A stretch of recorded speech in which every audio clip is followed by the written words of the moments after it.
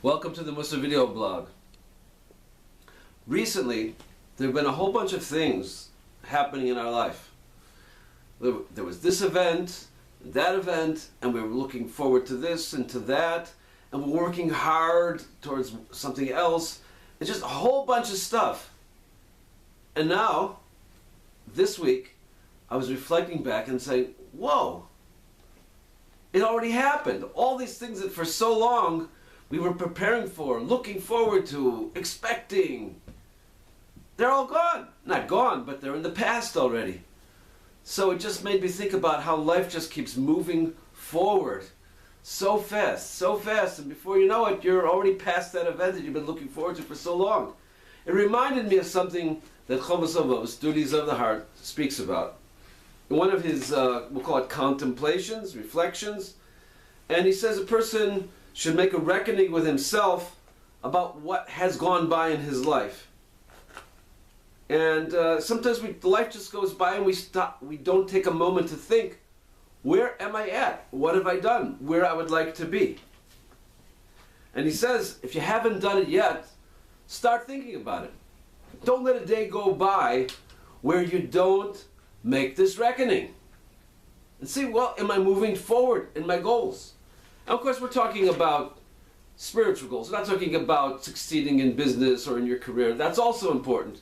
But that's not what we're talking about. We're talking about growth in my relationship to others, in my relationship to God, in what's going on inside of me, all those areas. And then he says something very interesting. He says, the days are like scrolls.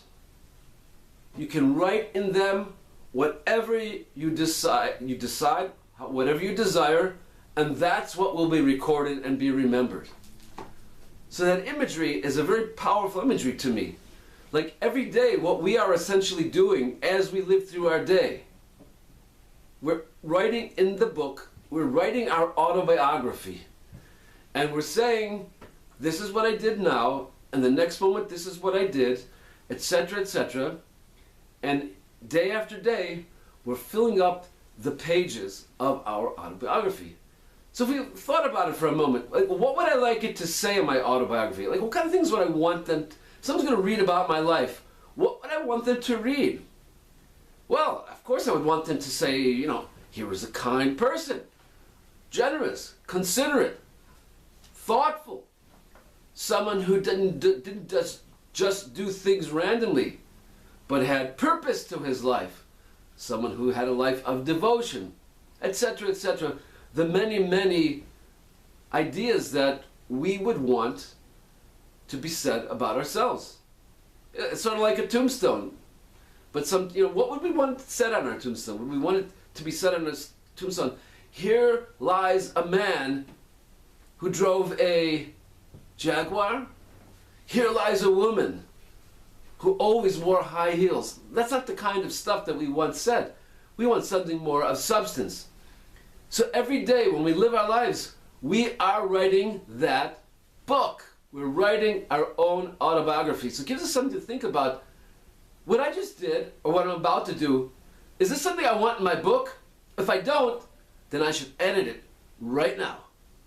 Don't do it. Don't write it. See you next time.